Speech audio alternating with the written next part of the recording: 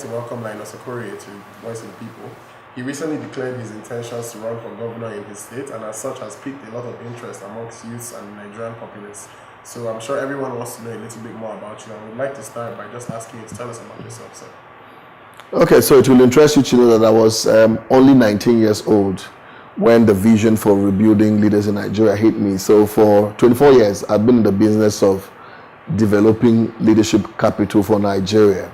And remember that I went through Government Secondary School, Owerri. I was senior prefect of Government Secondary School, Owerri, and from there I went to Imo State University, my first degree. And I was elected the first student union government president, of the great institution. And I read history and international relations. It's my first degree. My second degree is organizational leadership at the Regional University in America. I have 2 honorary doctorate degree, and currently I'm running a PhD program at the Regional University on strategic leadership. And so for 24 years, I've been learning, stretching, teaching, and consulting, advising government institutions, private individuals, top-level organizations on leadership. After 24 years of work, I have decided to model leadership with Imo State. And I'm running because I want to end the cycle of poverty in the state and create prosperity for the people. Because I represent a new generation of thinkers that believe that leadership can make a difference in shaping countries, in shaping states, in shaping organizations. And that is the reason why I want to go show some high level of leadership competencies in order to convert that into prosperity for our people. I think that's very interesting, sir. And I think my next question for you would be, what would your intentions be as governor, first of all, coming into office? Assuming you won, what would you do as soon as you get into office? First thing first is the foundation of my governance is human capital. Human capital development is the future of this great country. Remember when Bill Gates came to Nigeria and advised Nigerian people, he said clearly, human capital development is the missing link in the prosperity quotient of Nigeria. And I believe it with what he said. First of all, we must change the mindset of the people. There must be a paradigm shift. There must be an investment in the human being. So imagine if all the young people of Imo State will focus on that investment, taking each person as a human being that has talent, that has skills, that has potentials. What we need to do is to be able to find out exactly what each person is up to. And once that happens, we can skill up these young people, provide resources for them to be able to start up businesses, create, high-level technology hubs all over the state, create an environment for e-governance and governance to happen. Once there's good governance in a system, where there's high level of transparency, the governance system is working, and it's selfless. What it does is that it creates an environment for business to thrive. And once there's a fantastic business environment, it will attract those who like to invest in Imo. You're talking about, investment for light manufacturing, right? You're talking about a lot of creation, a lot of economic zones. You're talking about, creation of free trade zones, as the case may be, and then also creating a tourism-based economy, because Uguta Lake is an exciting place to be in. So I would like the world to come to Uguta Lake. We will earn a lot of foreign currency.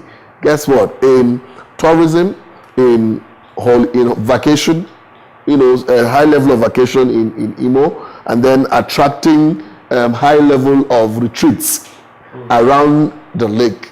And at the end of the day, you will jumpstart this economy in a way that it will be quite amazing. So first thing first is human capital development will be the greatest push, right? So that we unleash the potentials of Imo citizens.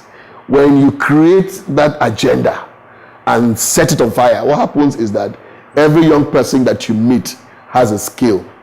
And in this era, if you don't have a skill, you won't matter. And then create a health system that will enable the people to be in good health.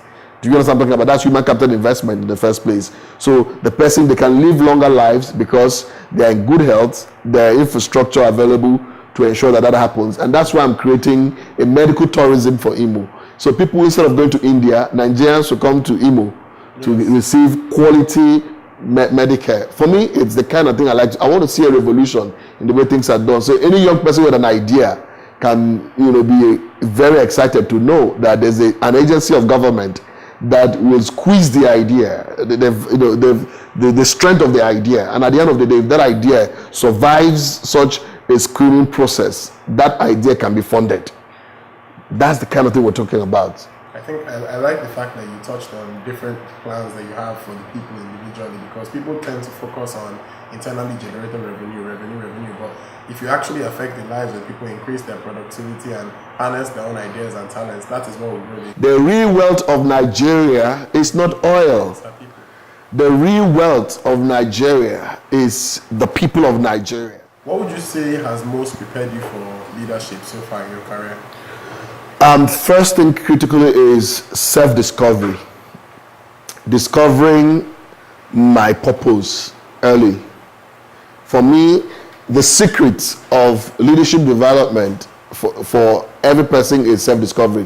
When young people start early to know the reason why they exist, it puts pressure on the young people to be able to identify and clarify a clear vision for themselves. Because once you discover this is what you're born to do, for instance, imagine if young people, before they get into high institutions, discover what their talents are. Some of them might not need to go to universities.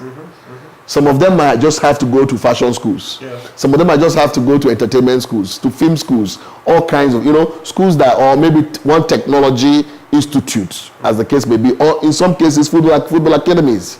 Imagine if you are able to, the fact that I found my talent early in life helped me to position myself. So I know how to, those to meet, those not to meet. I knew that there's a sense of urgency in my growth process. And then I started the process of developing myself and connecting with the right kinds of people. I know great Nigerians, people like Mr. Gamale and also there, quality Nigerians who shaped my life as a result of the fact that I connected with them early. So the more you connect with other people who have gone ahead of you, mentors who can shape your life, basically today I can tell you that as a result of God's grace in my life, I was able to find my talent early. And with that, I was able to develop a plan for developing myself. And in the process, whenever I failed, it became a learning point for me, right? Whenever I stretched to accomplish, it became a learning point for me. Whenever I organized an activity from nothing, it became an inspiration for me. Whenever I did something that is totally, out of the way, what that means is that I became a target for increase in the kind of things that I do. So that was, for me, is a beginning point. So the greatest thing is finding purpose. When you find purpose, you never remain the same, because if a man doesn't have a purpose for waking up, sleeping becomes interesting. It's significant. Yes, the day you find it, sleep will not come near you in that sense, because you're thinking about what to do next. In an interview you granted the Sun newspaper in November last year, you said you had been under pressure to run for office earlier, but it wasn't the right time. And at the right time, you would run for office. So why is now the right time? Like I said, 4 years ago, I was under pressure to run, but I couldn't catch the energy and fire. 4 years after, last year precisely, I had a leading in my spirit that it was time to run. And of course, I had to speak with some of my spiritual fathers in the process. And at the end of the day, after high level of consultations, I went to altar, and did my work with my bishop, of course, and also spoke to my pastor. And, at the end of the day, my mind was made up that it was time. Look, there is no other time than now for me to run. First of all, I'm in my early 40s, right?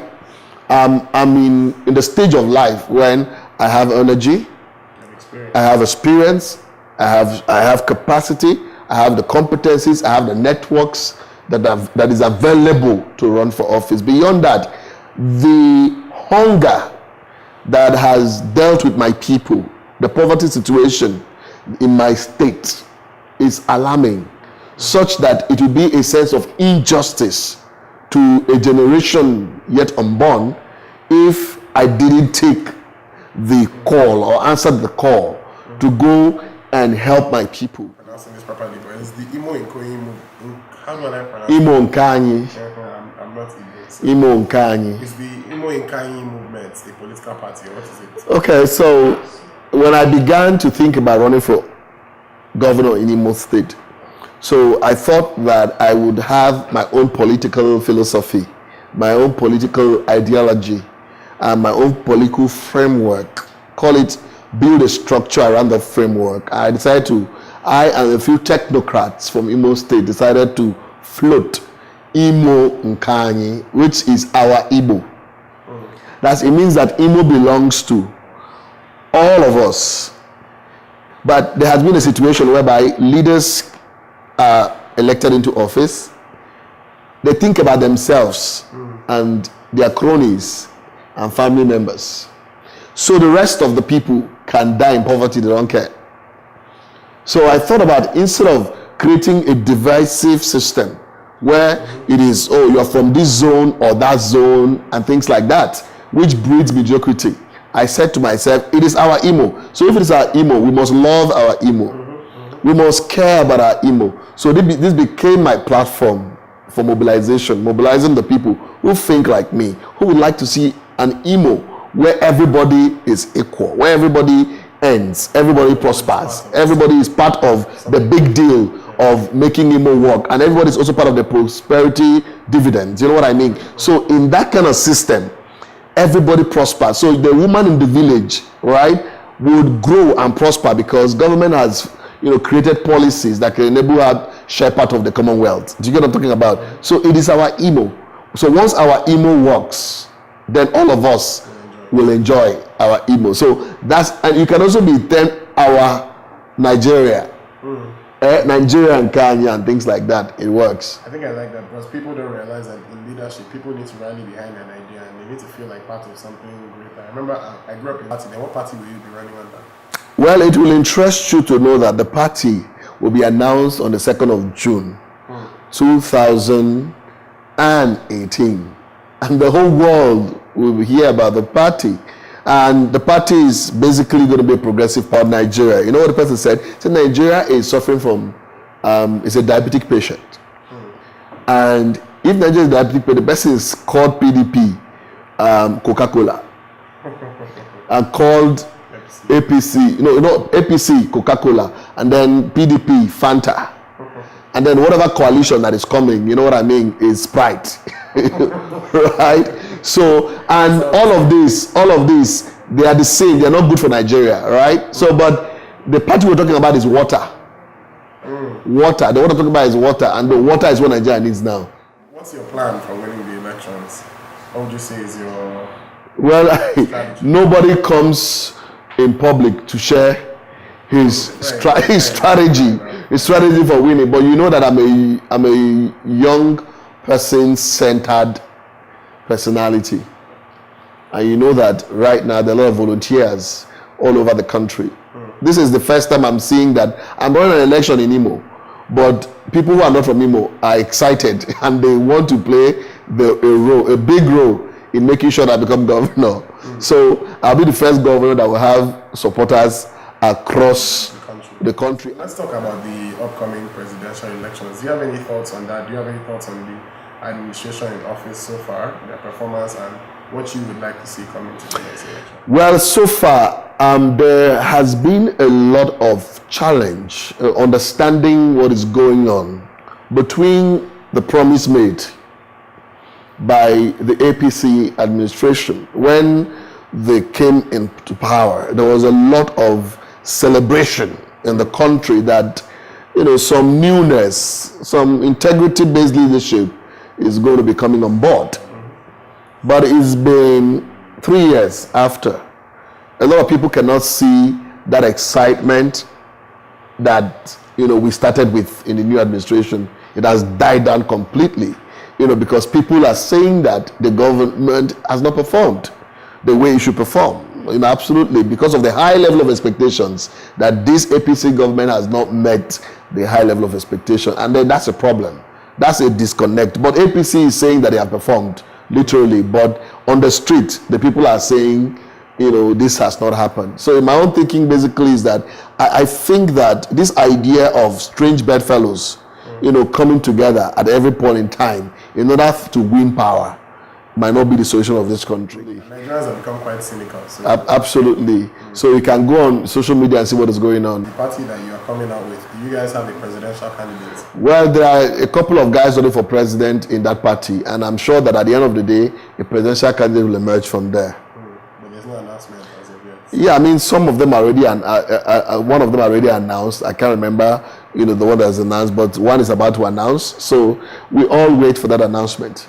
No problem. Because it's a youth-oriented platform, we like to finish up with some pop culture-related questions just to see things that are interesting. Now, this is going to be simple. It's going to be an easy one. So we're going to go with, first of all, movies. Are you interested? Are you a movie person? Yes, I watch movies, but I love Indian movies. You like India? Okay. I watch Indian movies, and I'm sure you must have watched a film called London Dream. I haven't watched it. You've not watched London Dream? Go and check out London Dream. It's one of the most exciting new model films created by, a great team in India, but they acted it in London, and it is fantastic. And then, of course, that's the new generation movie. What about music, sir? Do you like music? Of course, I also like music, literally, but I don't know whether my kind of music is high life or classic, classic music or something. What's the new Nigerian sound? Do you have any favorite artists? Or? There used to be who's this guy? This guy they call, is it Flavor? Flavor, you like Flavor? There are some sounds that make sense. Whiskey and Davido. Davido, the one I've heard about is the assurance one. Assurance. So I'm wondering what is being assured.